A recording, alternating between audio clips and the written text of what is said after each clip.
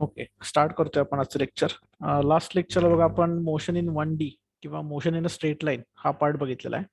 मग second part जो आहे मोशन इन 2D और मोशन इन 3D और in general motion in space जो आहे तो बघण्यापूर्वी आपल्याला आणखी एक नवीन एक कॉन्सेप्ट बघायचा आहे, तो म्हणजे रिलेटिव्ह व्हेलॉसिटी कॉन्सेप्ट. त्यामुळे हेडिंग लिहून घ्या तुम्ही, कॉन्सेप्ट ऑफ रिलेटिव्ह व्हेलॉसिटी. आता रिलेटिव्ह व्हेलॉसिटी म्हणजे काय बघा. रिलेटिव्ह व्हेलॉसिटी म्हणजे with respect to some other object. समजा आपल्याकडे दोन ऑब्जेक्ट आहेत, object A and object B. आणि समजा object A is travelling with velocity V A, याला म्हणायचं absolute velocity. Absolute velocity of object A. And similarly, object B is also traveling with some another velocity VB, which is called absolute velocity of object B. आता velocity आहे, vector आहे, त्यामुळे मी direct vector notation मध्येच लिहिलेला आहे. मग आता काय करायचं, समजा आता हे दोन ऍक्च्युअली डिफरंट ऑब्जेक्ट्स आहेत ए आणि बी, जे इंडिपेंडेंटली व्ही ए आणि व्ही बी या व्हेलॉसिटीजनी मूव्ह होत आहेत. मग आता रिलेटिव्ह व्हेलॉसिटी म्हणजे काय, तर रिलेटिव्ह व्हेलॉसिटी आपण जी असते ती एखाद्या ऑब्जेक्टची relative velocity with respect to another object आपण डिफाईन करू शकतो. म्हणजे relative velocity of A with respect to another object B आपण डिफाईन करू शकतो. मग ही डिफाईन करण्यासाठी नोटेशन काय असतं, व्हेलॉसिटी कुठल्या ऑब्जेक्टची काढतोय, ए ची, त्यामुळे V velocity of object A with respect to B आहे, त्यामुळं व्ही ए बी बार या पद्धतीनं लिहिलं जातं. आणि ती डिफाईन कशी करायची आहे, V A bar minus V B bar.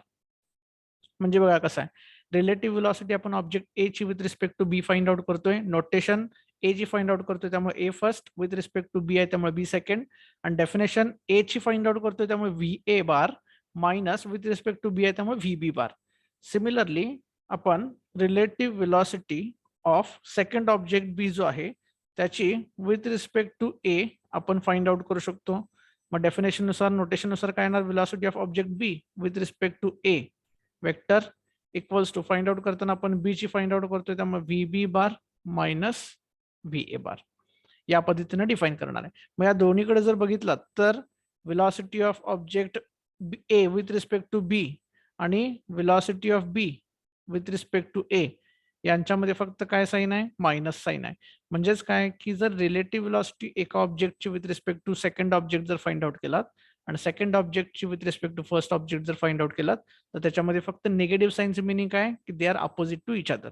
आता याचा फिजिकल सिग्निफिकन्स काय नेमका, की रिलेटिव्ह व्हेलॉसिटी म्हणजे नेमकं काय. म्हणजे बघा, फॉर एक्झाम्पल रिलेटिव्ह व्हेलॉसिटी म्हणजे काय, ए आणि बी हे दोन ऑब्जेक्ट समजा इंडिपेंडेंटली काहीतरी व्हेलॉसिटी व्ही ए आणि व्ही बी ने मूव्ह होत आहेत. मग ए ची relative velocity with respect to B म्हणजे काय, की बी पण मूव्ह होत असताना बी ला ए ची व्हेलॉसिटी किती दिसलेली आहे. म्हणजे ही जी रिलेटिव्ह व्हेलॉसिटी आहे कोणाची आहे, ए ची, विथ रिस्पेक्ट टू बी म्हणजे बी हा ऑब्झर्वर झाला. म्हणजे बी हा मूव्ह करत असताना ऑब्झर्व केलेली ए ची व्हेलॉसिटी त्यानं जी आहे त्याला आपण काय म्हणणार आहे, relative velocity of A with respect to B. Similarly relative velocity B ची जर फाइंड आउट करायची असेल आपल्याला विथ रिस्पेक्ट टू ए, तर आपण फिजिकली त्याचा अर्थ काय घेणार, व्हेलॉसिटी बी ची आहे पण ऑब्झर्व कोणी केलेली आहे, विथ रिस्पेक्ट टू ए, त्यामुळे ए हा ऑब्झर्वर झाला.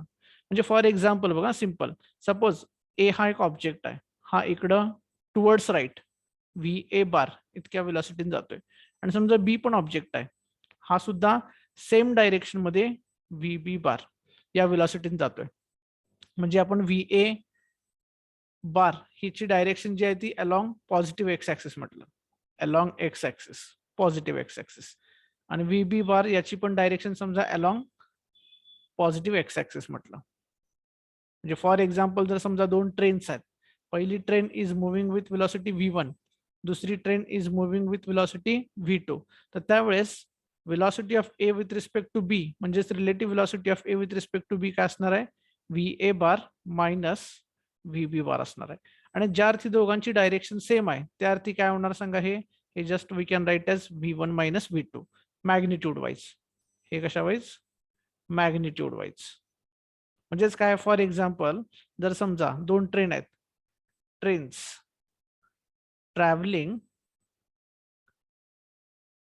अलॉंग सेम डायरेक्शन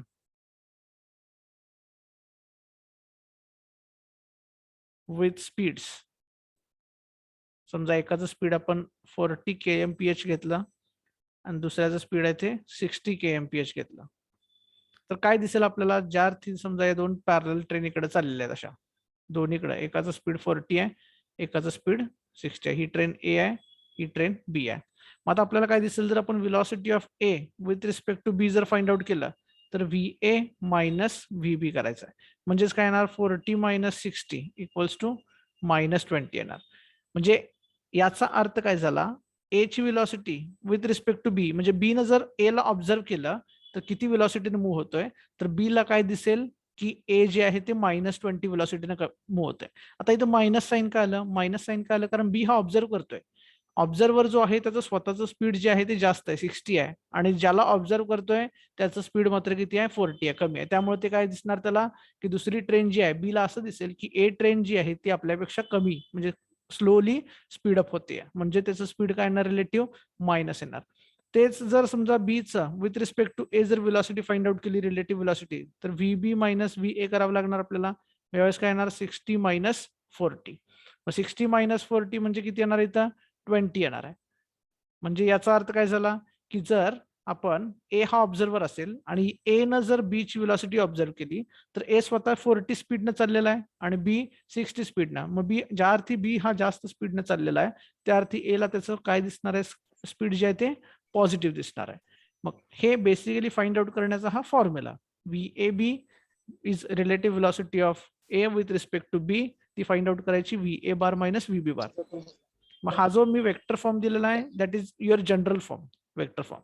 त्याच्यामध्ये स्केलर जर डायरेक्शन सेम असेल तर रिलेटिव्ह व्हेलॉसिटी सबट्रॅक्ट होणार आहे, आणि जर डायरेक्शन अपोजिट असेल, म्हणजे डायरेक्शन अपोजिट असेल तर म्हणजे काय, समजा फॉर एक्झाम्पल सेकंड एक्झाम्पल मध्ये समजा ए ट्रॅव्हलिंग अलॉंग, म्यूट करा, कोणाचा अनम्यूट आहे त्यांनी.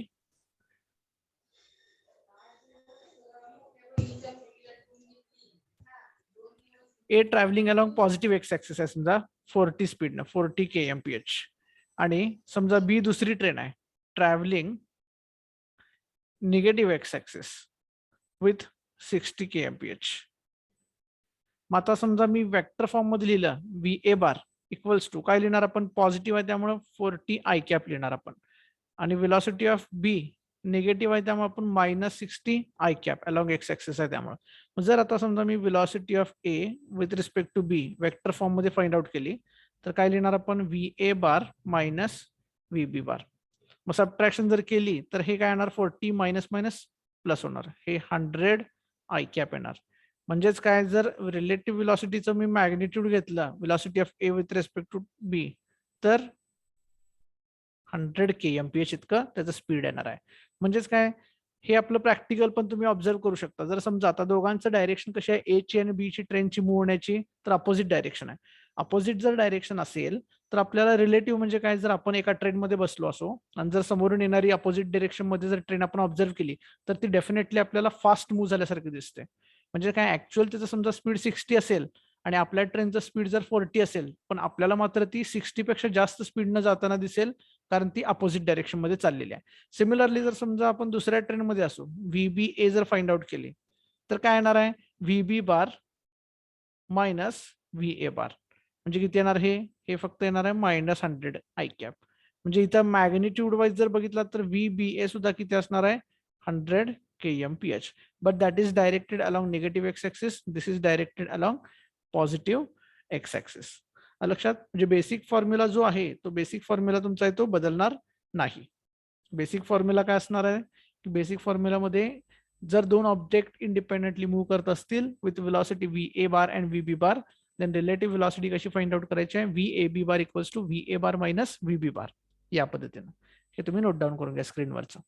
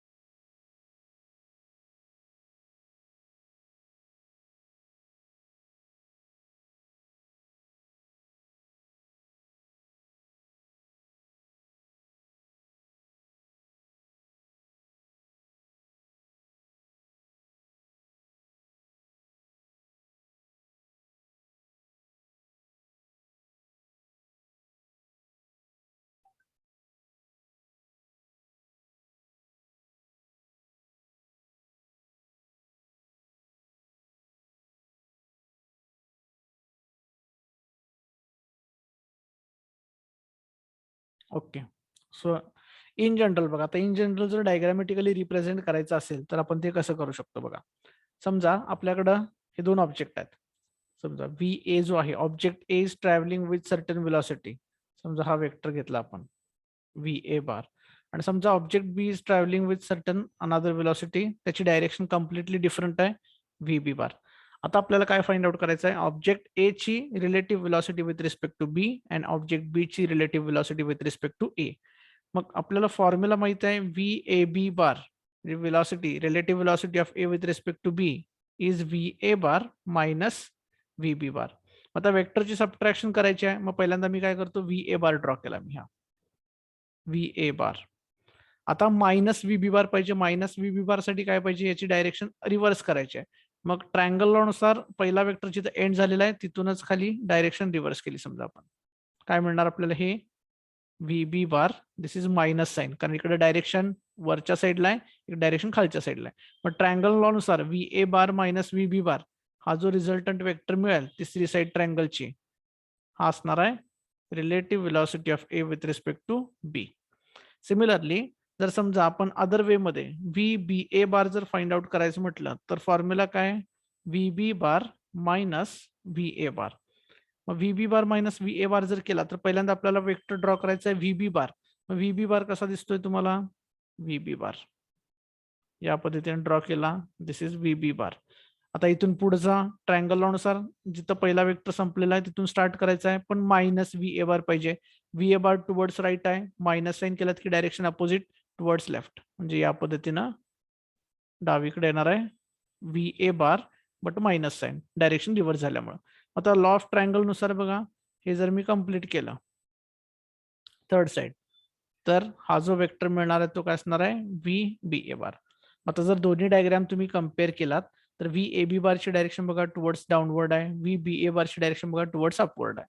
म्हणजे या दोघांचा फक्त साइन मध्ये काय असतो, फरक असतो. म्हणजे V A B bar is equals to minus of V B A bar. हे डायग्रामॅटिकली रिप्रेझेंट करा.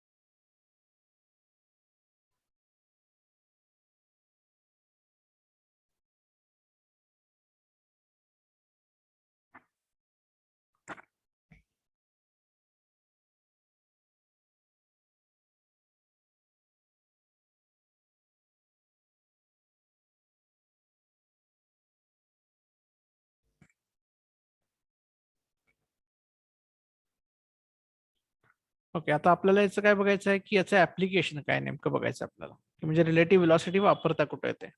त्यामुळे नेक्स्ट हेडिंग लिहा, रिव्हर बोट प्रॉब्लेम.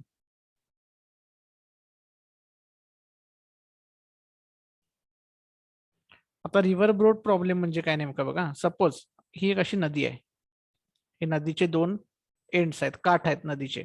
समजा नदी या डायरेक्शन मध्ये अशी मूव्ह होते. समजा आपली बोट आहे इथं, ही जी बोट आहे म्हणजे ही रिव्हरची डायरेक्शन आहे, ही रिव्हर फ्लो होते टुवर्ड्स राईट, आणि आपली बोट आहे ही आपल्याला बोट क्रॉस करून पलीकडे जायचं आहे. जर समजा आपण या डायरेक्शन मध्ये गेलो, आपण आपल्या बोटची व्हेलॉसिटी या डायरेक्शन मध्ये, तर ऍक्च्युली काय होणार आहे की हा जो नदीचा फ्लो आहे याच्यामुळे आपण एक्झॅक्टली अपोजिट पॉइंटला न पोहोचता यामुळे इकडे जाऊन पोहोचू आपण, इकडे कुठतरी, कारण हा जो आहे तो काय करणार आहे, परिणाम करणार आहे. म्हणजे इथं ऍक्च्युअली जर बघायला गेलात तर नेट व्हेलॉसिटी जी असणार आहे आपली, समजा ही आपण व्ही बी बोटची व्हेलॉसिटी म्हटली, आणि टुवर्ड्स राईट जी आहे, ही टुवर्ड्स राईट जी आहे ती रिव्हरची व्हेलॉसिटी व्ही आर बार म्हटली, तर नेट व्हेलॉसिटी आपली असणार आहे, net velocity is actually sum of V B bar plus V R bar. मग सम नुसार काय येणार बघा, ट्रायंगल लॉ नुसार this is V B bar velocity of boat, इथून राईटला व्हेलॉसिटी ऑफ रिव्हर, त्यामुळे नेट व्हेलॉसिटी जी असणार आहे ती काय असणार आहे, या पद्धतीने असणार आहे, व्ही नेट. त्यामुळे आपण जरी आपण या पॉइंट ए पासून सुरुवात केली आणि समजा हा अपोजिट साईडला बरोबर बी पॉइंट आहे, तर आपण रिव्हरची व्हेलॉसिटी असल्यामुळे ए पासून निघाल्यानंतर एक्झॅक्टली बी ला नाही जाऊन पोहोचणार, कारण इथं इफेक्ट करणार ती रिव्हरची व्हेलॉसिटी करणार आहे. त्यामुळे आपण बी पॉइंटच्या राईट साईडला कुठेतरी जाऊन पोहोचेल, आणि कारण ती डायरेक्शन कुठली असणार आहे, मग व्ही नेटची डायरेक्शन असणार आहे. पण आपल्याला हे फाइंड आउट करायचं नाही, आपल्याला नेट व्हेलॉसिटी नको आहे.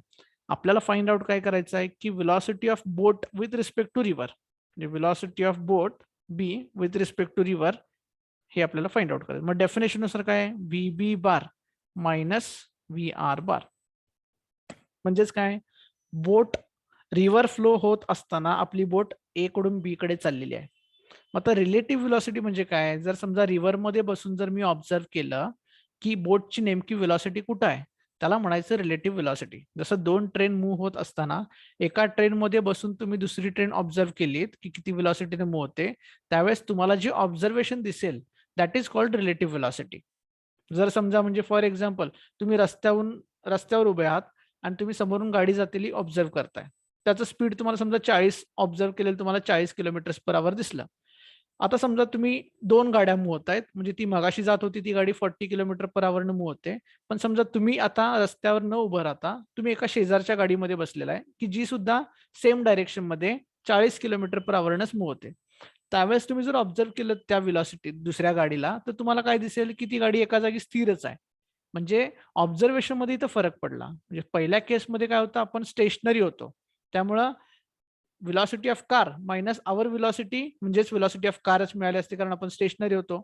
आणि दुसऱ्या केसमध्ये व्हेलॉसिटी ऑफ कार आणि आपली सुद्धा सेमच व्हेलॉसिटी आहे, त्यामुळे मायनस केल्यानंतर आपल्याला रिलेटिव्ह व्हेलॉसिटी काय मिळाली, त्यांची 0, म्हणजे तो ऑब्जेक्ट आपल्याला स्टेशनरी असल्यासारखा दिसला.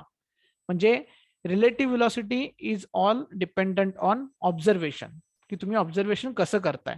मग इथं सुद्धा काय करायचं आहे, कुणाचं ऑब्झर्वेशन करायचं आहे की बोट नेमकी कशी मूव्ह होते. कोणी करायचं ऑब्झर्वेशन, रिव्हर. म्हणजे समजा तुम्ही रिव्हर बरोबर फ्लो होताय, त्यावेळेस समजा एखादी बोट क्रॉस करते, त्यावेळेस तुम्हाला ऑब्झर्वेशन काय दिसतंय हे तुम्हाला प्रूव्ह करायचं. आणि ते व्हेलॉसिटी फाइंड आउट कशी करायची, relative velocity V B bar minus V R bar. मग व्ही बी बार कसं आहे बघा, व्ही बी बार हे इकडे आहे व्हर्टिकली, म्हणजे आपण असं क्रॉस करताना बघूया, हे व्ही बी बार आहे बोटची व्हेलॉसिटी. आणि मायनस व्ही आर बार म्हणजे आता काय येणार आहे, रिव्हरची व्हेलॉसिटी मायनस आहे म्हटल्यानंतर टुवर्ड्स लेफ्ट येणार व्ही आर बार. आता जर तुम्ही नेट व्हेलॉसिटी रिलेटिव्ह व्हेलॉसिटी जर फाइंड आउट केली, तर रिलेटिव्ह व्हेलॉसिटीची कशी डायरेक्शन दिसणार आहे, V B R bar equals to असं तिरकं डावीकडे गेलेलं दिसेल. म्हणजेच काय, इनफॅक्ट ऍक्च्युअली बोट मूव्ह कशी होते, ए कडून बी कडे मूव्ह होते. पण जर रिव्हर मध्ये बसून जर ऑब्झर्व केला आपण, तर बोट अशी तिरकी जात असताना दिसेल आपल्याला. त्यामुळं या नेट व्हेलॉसिटी मध्ये आणि रिलेटिव्ह व्हेलॉसिटी मध्ये कन्फ्युज करून घ्यायचं नाही.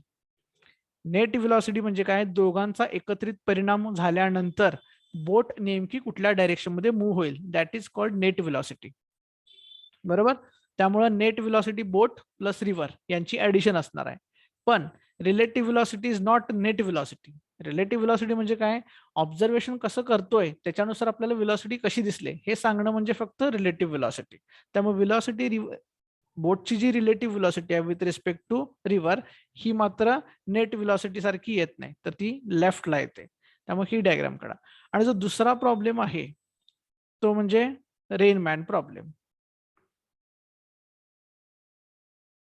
आता रेनमॅन प्रॉब्लेम म्हणजे काय, की समजा पाऊस पडतोय म्हणजे काय, तर तो समजा पाऊस कसा पडणार आहे, व्हर्टिकली पडतोय पाऊस.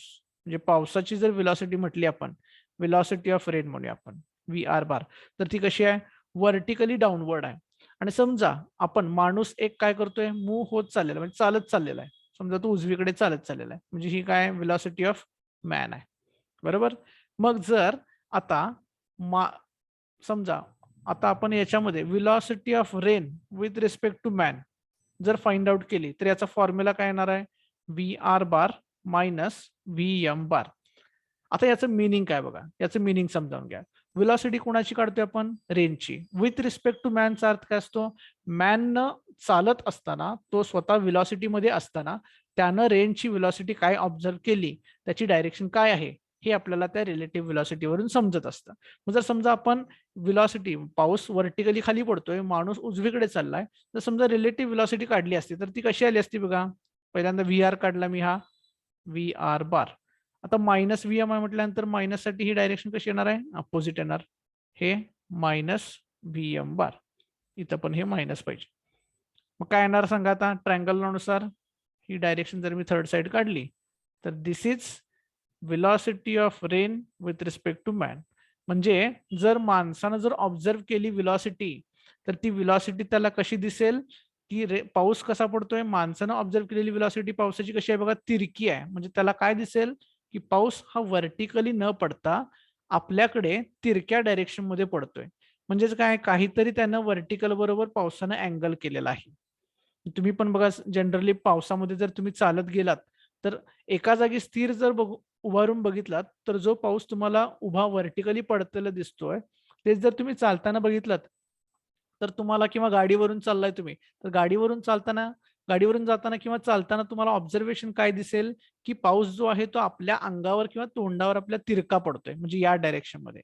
मग ती तुम्ही ऑब्झर्व केलेली, म्हणजे तुम्ही स्वतः व्हेलॉसिटी मध्ये असताना, तुम्ही स्वतः मोशन मध्ये असताना तुम्हाला जे ऑब्झर्व झालेली व्हेलॉसिटी आहे पावसाची, त्याला म्हणायचं relative velocity of rain with respect to man.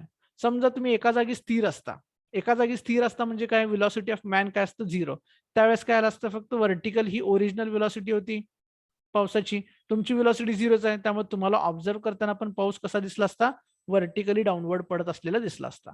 पण फक्त तुम्ही मोशन मध्ये असल्या कारणानंतर तो पाऊस तुम्हाला उभा न पडता तुमच्या तोंडावर तिरका पडतोय असं दिसतो. त्याला म्हणायचं relative velocity of rain with respect to man. मग इथं जर डायग्राम मध्ये समजा, आता तुम्ही चालत चालत चाललाय, तुमची व्हेलॉसिटी व्हीएम आहे. आता समजा तुम्हाला पाऊस आलाय, छत्री उघडायची आहे. मग छत्री उघडल्यानंतर आपण चाललोय, आपल्याला माहिती आहे की विथ रिस्पेक्ट टू अस जी पावसाची व्हेलॉसिटी आहे ही तिरकी आहे, बरोबर. त्यामुळे छत्री बरोबर व्हर्टिकली पकडून चालणार आहे का, नाही. तर छत्री आपल्याला जी आहे ती या डायरेक्शन मध्ये, तिरक्या डायरेक्शन मध्ये पकडायला लागेल. म्हणजे काय, अँगल थिटा जो अँगल आहे व्हर्टिकल बरोबर थिटा इतका अँगल करून आपल्याला ती छत्री पकडावी लागेल. म्हणजेच काय, हा अँगल कसा काढणार मग, जर हा जर ट्रायंगल बघितला तर हा कसला ट्रायंगल आहे, राईट अँगल ट्रायंगल आहे. या राईट अँगल ट्रायंगल मध्ये जर समजा मी टॅन थिटाची व्हॅल्यू काढली, टॅन थिटा म्हणजे काय, अपोजिट साइड व्हीएम आहे, व्हेलॉसिटी ऑफ मॅन, मॅग्निट्यूड लिहितो मी फक्त, आणि ऍडजस्टंट साइड काय आहे, V R, velocity of rain. म्हणजे जर आपल्याला रेनची पडत असलेली व्हेलॉसिटी माहिती असेल, आपली स्वतःची व्हेलॉसिटी ऑफ मॅन माहिती असेल, तर टॅन थिटाची व्हॅल्यू काढता येते, आणि टॅन थिटाची व्हॅल्यू माहिती म्हटल्यानंतर थिटा पण काढता येतो. म्हणजे नेमकं किती अँगल करून आपल्याला छत्री पकडावी लागणार आहे हे आपण याच्यावरून आयडेंटिफाय करू शकतो. लक्षात. त्यामुळे फिजिकल सिग्निफिकन्स समजावून घेणं महत्वाचं आहे. लक्षात. रिलेटिव्ह व्हेलॉसिटी म्हणजे काय, की विथ रिस्पेक्ट टू जो ऑब्झर्वर आहे त्यानं मोशन मध्ये असताना दुसऱ्या ऑब्जेक्टची जी काही व्हेलॉसिटी ऑब्झर्व केलेली आहे त्याला म्हणायचं रिलेटिव्ह व्हेलॉसिटी.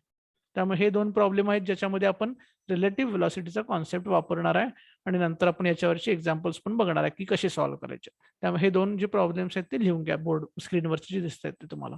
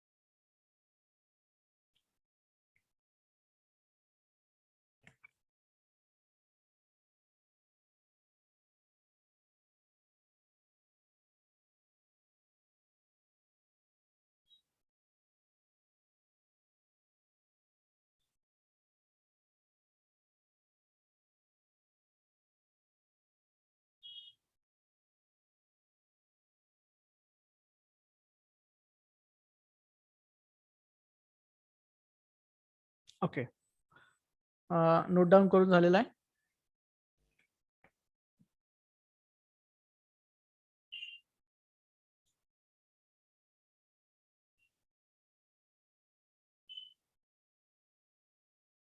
हो सर. ओके, आता आपण नेक्स्ट जो पार्ट आहे, मग आता हे सगळं आपण डिटेल बघितलं मोशन इन 1D किंवा मोशन इन स्ट्रेट लाईन. आता आपण नेक्स्ट पार्ट बघणार आहोत तो मोशन इन 2D किंवा त्याच्याशी संबंधित ज्या काही मोशन आहेत, म्हणजे फॉर एक्झाम्पल प्रोजेक्टाईल मोशन असेल, सर्क्युलर मोशन असेल, त्याच्यामध्ये हॉरिझॉन्टल युनिफॉर्म सर्क्युलर मोशन असेल, व्हर्टिकल सर्क्युलर मोशन असेल, त्याचे ऍप्लिकेशन्स असतील. हे बघण्यापूर्वी आपल्याला काही एक्झाम्पल्स, म्हणजे just to get the flavour of details of motion in 1D किंवा मोशन इन स्ट्रेट लाईन, आपल्याला काही एक्झाम्पल सॉल्व्ह करायचे आहेत. त्यामुळे मी जसे एक्झाम्पल्स डिक्टेट करतो तसे एक्झाम्पल्स तुम्ही नोट डाऊन करून घ्या, मग आपण त्याचं सोल्युशन फाइंड आउट करूया. ओके, फर्स्ट एक्झाम्पल घ्या. सपोज एक्स जी पोझिशन आहे, position of particle is given by, मी फक्त डायरेक्ट मी जेवढं डिटेल्स लिहितोय तेवढंच जरी तुम्ही डिटेल्स लिहिलं तरी पण चालेल, पण आपलं नोटेशन स्टँडर्ड असणार आहे X is our position, yes हे डिस्प्लेसमेंट असणार आहे, टी टाइम असणार आहे, V velocity, A acceleration. X position of particle is given by 40 + 12t - t cube. आणि क्वेश्चन काय विचारलाय, how long will it travel before coming to rest. म्हणजे जर एखादा पार्टिकल जो मूव्ह करतोय, जो मोशन मध्ये आहे, त्याची मोशन जर समजा आपण x = 40 + 12t - t क्यूब या फॉर्म्युलाने मिळत असेल, तर आपल्याला काय फाइंड आउट करायचं आहे की तो रेस्टला येण्यापूर्वी, रेस्टला येणार म्हणजे काय, जिथं त्याची वेलॉसिटी 0 होणार आहे, तो रेस्टला येण्यापूर्वी किंवा वेलॉसिटी म्हणजे 0 होण्यापूर्वी तो किती अंतर कव्हर करेल, हे आपल्याला डिस्टन्स आपल्याला फाइंड आउट करायचं आहे. मग आता बघा, एक्स म्हणजे पोझिशन दिलेली आपल्याला 40 + 12t - t क्यूब. आता before coming to rest, rest म्हणजेच काय, वेलॉसिटी आहे ती 0 व्हायला पाहिजे. मग वेलॉसिटी आपण कशी काढतो, पोझिशन दिली असेल तर पोझिशन आणि वेलॉसिटी मध्ये रिलेशन काय, v = dx/dt, म्हणजे x with respect to T derivative, for T constant आहे, डेरिव्हेटिव्ह 0. बरोबर. त्याच्यानंतर नेक्स्ट काय येणार आहे, 12t चं डेरिव्हेटिव्ह 12 - t क्यूबचं डेरिव्हेटिव्ह 3t². आता समजा हे इक्वेट टू 0 केलं, म्हणजे रेस्टला कधी येते हे चेक करण्यासाठी आपण इक्वेट टू 0 केलं, तर देअरफॉर काय मिळेल तुम्हाला, 3t² = 12. देअरफॉर टी ची व्हॅल्यू याच्यावरून तुम्हाला काय मिळणार आहे, 2 सेकंड्स. म्हणजे याचा अर्थ काय झाला, की जर या मोशननुसार पार्टिकल मूव्ह होत असेल तर तो 2 सेकंदानंतर त्याची वेलॉसिटी किती होणार आहे, 0 होणार आहे, म्हणजे तो रेस्टला येणार आहे. मग आपल्याला काय फाइंड आउट करायचं आहे, की या 2 सेकंदामध्ये यानं किती डिस्टन्स कव्हर केलेला आहे. मग किती डिस्टन्स कव्हर केलेला आहे, आपल्याला एक्स पोझिशन काढायची आहे ऍट t = 2. मग याच्यामध्ये फॉर्म्युलामध्ये पुट करा, हे 4t + 12 मल्टिप्लाइड बाय टी ची व्हॅल्यू 2 - 2 क्यूब इक्वल्स टू किती येणार आहे, 40 + 24 - 8. दिस इज इक्वल टू 56. म्हणजे त्यांना किती डिस्टन्स, त्याची पोझिशन जी असणार आहे, ज्या क्षणाला म्हणजे आफ्टर टाइम t = 2 सेकंड तो रेस्टला येईल, आणि तो रेस्टला आल्यानंतर त्याची पोझिशन जी असणार आहे ती किती असणार आहे, 56 असणार आहे. मग जर समजा याच एक्झाम्पल मध्ये आपल्याला डिस्प्लेसमेंट फाइंड आउट करायला सांगितले असते, डिस्प्लेसमेंट, तर डिस्प्लेसमेंट काय असते, final position minus initial position. Displacement is not same as एक्सची व्हॅल्यू. का, कारण बघा इथं फायनल पोझिशन म्हणजे काय, रेस्टला आल्यानंतर 2 सेकंदानंतर फायनल पोझिशन आपली काय, x = 56 आहे, मायनस इनिशियल पोझिशन काय आहे बघा, इनिशियल पोझिशन म्हणजे काय, x ची value at time t = 0. Initial म्हणजे टाइम t = 0. मग जर t ची व्हॅल्यू 0 पुट केली तर इनिशियल पोझिशन काय मिळते बघा, 4t मिळते, म्हणजे इथे इनिशियल पोझिशन असणार आहे ती 4t असणार आहे. मग किती येणार आहे, हे डिस्प्लेसमेंट किती येणार, फक्त 16. जर एक्झाम्पल मध्ये आपल्याला डिस्प्लेसमेंट विचारलं तर आपला आन्सर काय यायला पाहिजे, 16 यायला पाहिजे. आणि जर हाऊ मच डिस्टन्स किंवा हाऊ मच किंवा what is the position when it comes to rest म्हटलं तर पोझिशन यायला किती पाहिजे, 56 पाहिजे. त्यामुळे या दोघांमध्ये डिफरन्स आहे. जर फायनल पोझिशन विचारली 56, पण जर डिस्प्लेसमेंट विचारली तर displacement is always final position minus initial position. Final position माहिती आपल्याला रेस्टला येणार आहे, त्यासाठी लागलेला टाइम 2 सेकंड आहे. त्यामुळं आपला आन्सर फायनल पोझिशन 56 आणि डिस्प्लेसमेंट मात्र किती असणार आहे, 16 असणार आहे. त्यामुळे हे नोट डाऊन करून घ्या.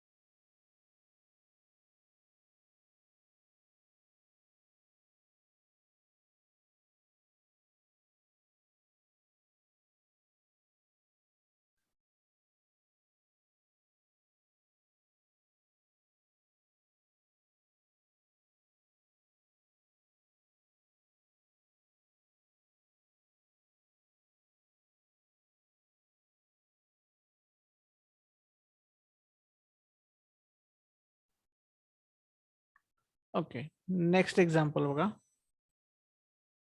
नेक्स्ट एक्झाम्पल मध्ये काय दिलेलं आहे बघा आपल्याला. समजा आपल्याला हा ग्राफ दिलेला आहे, वाय ऍक्सिस वर आहे ते वेलॉसिटी आहे आणि इकडं एक्स ऍक्सिस वर जे आहे ते पोझिशन आहे. आणि समजा हा ग्राफ या पद्धतीने आहे, म्हणजे इनिशियल पोझिशन 0 असताना वेलॉसिटी 20 आहे आणि ती डिक्रीज होत होत होत पोझिशन ज्यावेळेस 30 होईल त्यावेळेस ती वेलॉसिटी 0 झालेली आहे.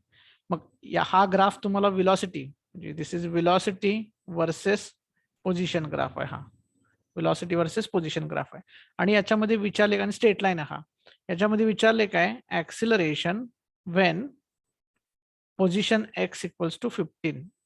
म्हणजे पोझिशन इथं कुठंतरी असताना 15 म्हणजे काय एक्झॅक्टली मिडवे असणार आहे 15 असताना वेलॉसिटी किती असणार आहे. हे आता स्ट्रेट लाईन आहे म्हटल्यानंतर इथं 0 झालं म्हटल्यानंतर वेलॉसिटी 10 असणार आहे माहिती आपल्याला, बरोबर. पण आपल्याला ऍक्सिलरेशन फाइंड आउट करायचं. ऍक्सिलरेशन किती असेल हे आपल्याला फाइंड आउट करायचं आहे. सांगा कसं करू शकतो आपण. याच्यामध्ये वेगवेगळ्या पद्धतीने करू शकतो. जर समजा आता इथं वेलॉसिटी ऍक्सिलरेशन बघितलात तर वेलॉसिटी किती ना, व्ही इनिशियल वेलॉसिटी V20 घेतलात, फायनल वेलॉसिटी 0 घेतलात. Initial position 0, final position 30.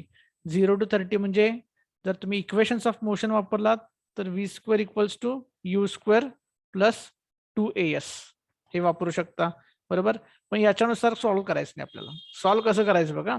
आता ग्राफ कुठला दिला आपल्याला, वेलॉसिटी वर्सेस एक्स दिलेला आहे. मग हा ग्राफ कसला आहे, हा ग्राफचं नेचर कसं आहे, स्ट्रेट लाईन आहे. मग स्ट्रेट लाईनचं इक्वेशन काय असतं, तर स्ट्रेट लाईन दोन प्रकारच्या सांगितल्यात मी कालच्या लेक्चरला. एक तर पासिंग थ्रू ओरिजिन और हॅव्हिंग वाय इंटरसेप्ट. मग इथं पासिंग थ्रू ओरिजिन नाही आहे म्हणून आपण काय लिहूया, स्ट्रेट लाईनचं equation Y equals to mx plus C, having slope m आणि हॅव्हिंग वाय इंटरसेप्ट सी. मग आता वाय ऍक्सिस वर कुठली क्वांटिटी आहे, वाय ऍक्सिस वर वेलॉसिटी आहे इक्वल्स टू स्लोप माहित नाही, पण स्लोप कसा काढायचा बघा.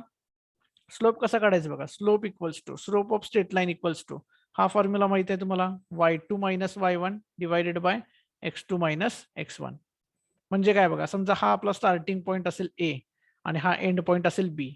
तर ए वाय ची व्हॅल्यू इथे किती आहे, y2 म्हणजे हा y2 सेकंड पॉईंट हा झाला.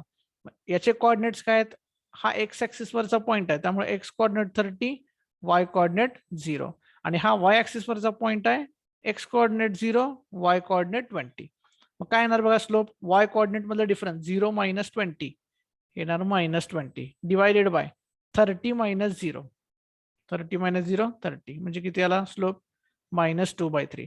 म्हणजे इथे एम ची व्हॅल्यू असणार आहे -2/3. एक्स ऍक्सिस वर क्वांटिटी कुठली आहे, एक्सच आहे, प्लस वाय इंटरसेप्ट किती आहे बघा. वाय इंटरसेप्ट म्हणजे वाय ऍक्सिसला कुठे इंटरसेप्ट करतो, किती अंतरवर करतो, 20.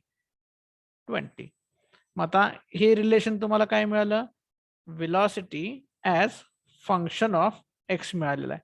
आणि आपल्याला फाइंड आउट काय करायचं आहे, ऍक्सिलरेशन. मग ए चा फॉर्म्युला माहिती आहे, ए चा फॉर्म्युला काय, dv/dt. पण कधी, जर velocity as a function of T माहिती असेल तर. पण तसं नाही आहे, इथं velocity as a function of x आहे त्यामुळे दुसरा पण फॉर्म्युला माहिती आहे, v dv/dx.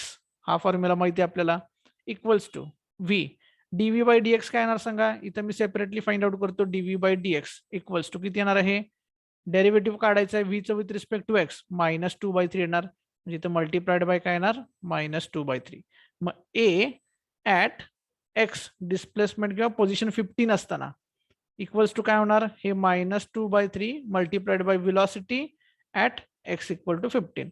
मग ग्राफ वरून बघा, एक्स इक्वल टू 15 असताना वेलॉसिटी व्ही इक्वल्स टू किती आहे, 10 आहे.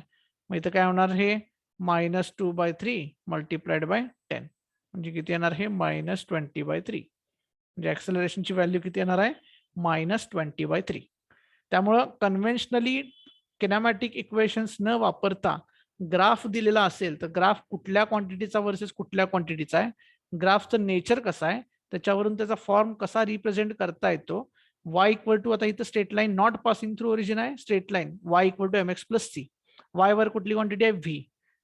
एक्स वर कुठली क्वांटिटी आहे, एक्सच आहे, पोझिशन आहे. स्लोप कसा काढायचं माहित आहे, ए बी जर पॉईंट घेतले स्लोपला, लाईनवरचे 2 पॉईंट्स घेतले तर difference in Y coordinate divided by difference in x coordinate.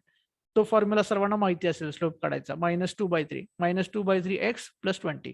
असा अप्रोच का वापरायचा, कारण दिस इज जनरल अप्रोच. की जो आपल्याला सगळ्या एक्झाम्पल्समध्ये इन जनरली वापरता येतो. सगळ्यांसाठी युनिफॉर्म अप्रोच वापरला तर कसं एक्झाम्पल इझिली सॉल्व्ह होतात, म्हणून हा अप्रोच वापरायचा.